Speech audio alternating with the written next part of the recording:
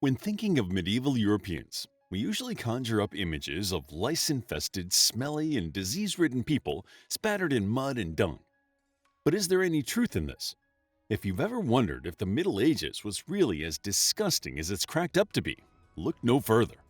In this video, we're going to take a look at 10 of the appalling habits that medieval Europeans thought were perfectly acceptable. Number 1. Codpieces. Not all of the disgusting habits of medieval Europeans had to do with cleanliness. Most people would agree that this fashion trend would be considered pretty awful by today's standards. When they were first invented, codpieces were to preserve a man's modesty, as the hose worn under a tunic were two separate leg pieces. As shorter tunics became the fashion, it was necessary to have a piece of material that would cover the exposed area between the two hose legs.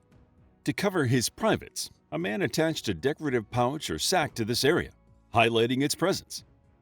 However, as the Middle Ages were defined by male-dominated feudalism, it wasn't long before the codpiece was used to showcase a man's marital virility, and nobles wore increasingly elaborate and ornate designs, showing off their packages. Number 2. Child marriages. Although these happen today, child marriages were wholly accepted and relatively common among European noble families. The families arranged the marriages, which were usually used to secure a political alliance between two countries or families. Often, young girls in the nobility would be sent away from their families to a foreign country, with only a few handmaidens for company. Girls were married off as young as 9 years old, although they were usually married to boys who were in their teens. Still, it was not unusual for a young girl to be married to a significantly older man.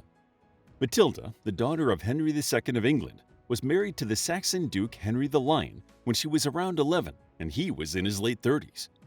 It wasn't just child brides that were common. The groom was often no older than 15 or 16 in many cases. In 1270, Elizabeth of Sicily was around 8 or 9 when she was married to the future Ladislaus IV of Hungary, who was about a year younger than her. In general, the age that a couple would wed in medieval times was pretty low, 12 for women and 14 for men. But it was really only the noble families that practiced arranged child marriage. Most peasant women and men married in their late teens or early 20s. Although the consummation of these child marriages was not supposed to happen until the girl was at least 15, I think we can all agree this habit is still pretty repellent by modern standards. Number 3. Consummation of noble marriage. Talking of noble marriages brings us to another weird and some might say disgusting medieval habit, that of the bedding ceremony. Most, if not all, noble marriages were for alliance and the merging of two families. As such, it was usually crucial to the arrangement that the marriage be probably consummated to prevent a chance of an annulment further down the road. Commonly, the couple's modesty was preserved using a bed curtain, and the witnesses kept a respectable distance at the edges of the room. However, occasionally, when the stakes were particularly high, the act itself had to be physically witnessed until completion. Most of us would find this sort of thing incredibly uncomfortable and embarrassing, especially given the ages of many newlywed noble couples. Some even refused to participate in this tradition, including King Charles I of England, who allegedly barred his bedroom door on his wedding night. That being said, some noble couples would have expected and accepted this weird tradition. In fact, it may have been to their benefit, as if the union produced a child. No one could dispute that the baby was a legitimate heir. Number 4. Waste management. Without proper knowledge of germs and bacteria, waste management in the Middle Ages was particularly disgusting. This became a problem during the High Middle Ages when the population boomed and cities became more crowded. Without indoor plumbing, most people used chamber pots or buckets to allow them to go to the toilet indoors, especially at night, but these still had to be emptied somewhere. Most medieval cities had backhouses built over a massive cesspit into which human waste could be deposited. In castles, toilets were often built sticking out of the side of a turret so excrement could fall directly into the moat, which cannot have a pleasant smell on warm summer days. Another solution that some cities utilized was building public toilets on bridges so the waste would be washed away in the river. It was hardly the most sanitary method, considering most people used the river for cleaning clothes and themselves. Number 5. Intestinal worms. The increase in human waste and living in densely populated areas brought some obvious issues. What can we do if we can't throw it all in the river? Well, one solution was to use it as fertilizer. The city's cesspits had to be cleaned regularly, and much of the waste became farm fertilizer. In smaller communities, chamber pots were often emptied onto the compost. However, without modern treatment techniques, this frequently led to infestations of intestinal parasites. Researchers estimate that around a quarter to a third of medieval people had intestinal worms at the time of their death.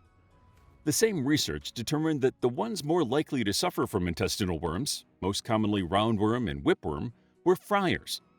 A study in Cambridge found that 58% of Augustinian friars were infected with these worms, which ranged from 5 to 30 centimeters long, compared to only 32% of those buried in the parish cemetery.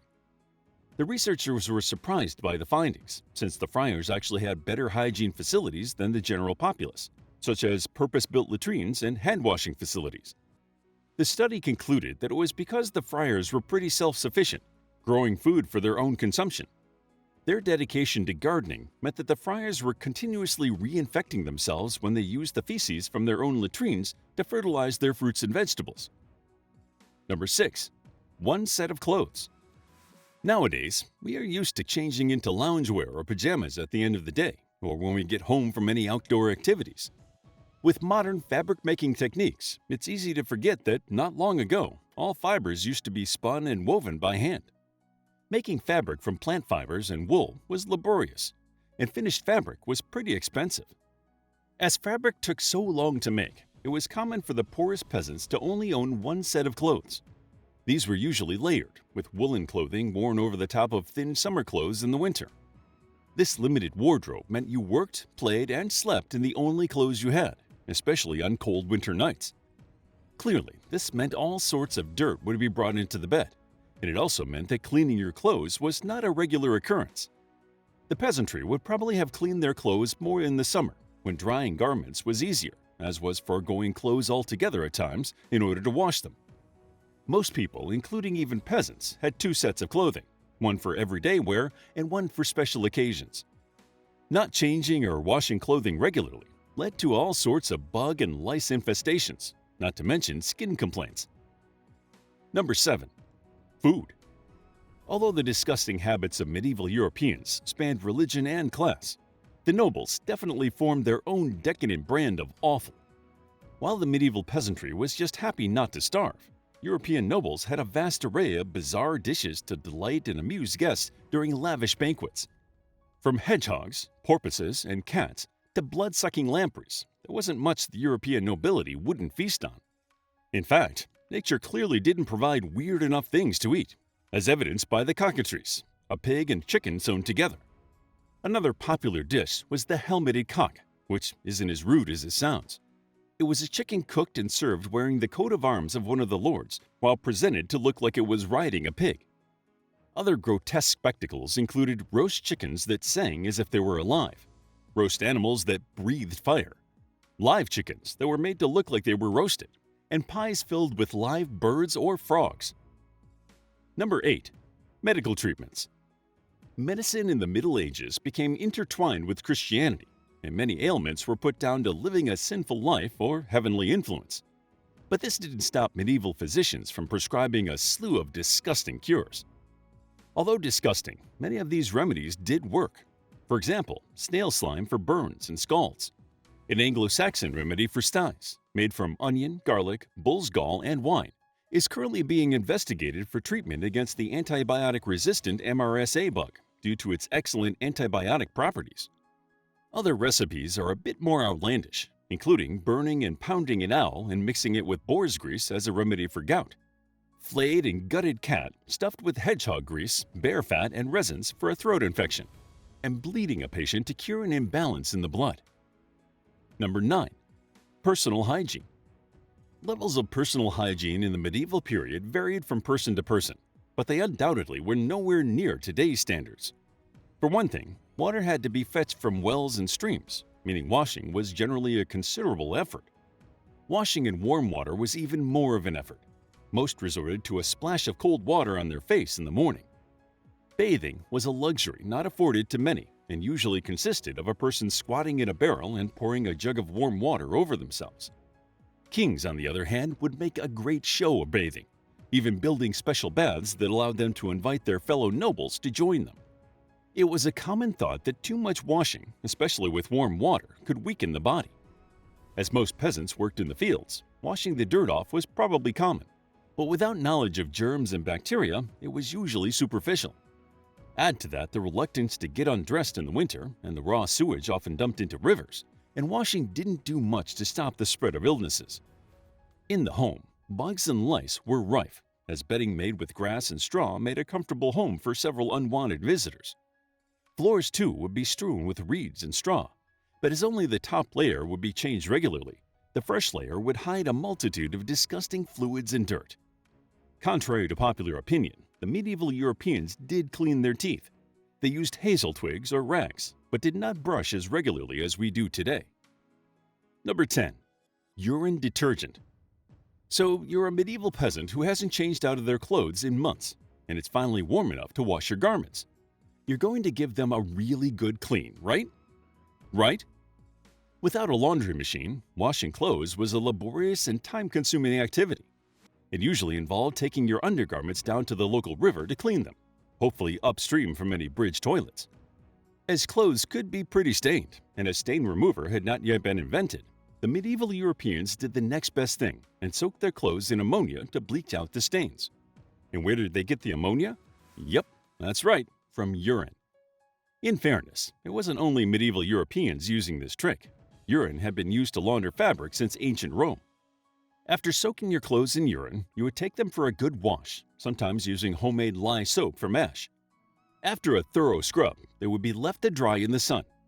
Once dry, you could get dressed again, knowing that the next laundry day was probably months away. Do you know of any disgusting habits or trends from olden times? Let us know in the comments below. How would you like to get a deeper understanding of history, impress your friends, and predict the future more accurately based on past events? If this sounds like something you might be into, then check out the brand new Captivating History Book Club by clicking the first link in the description.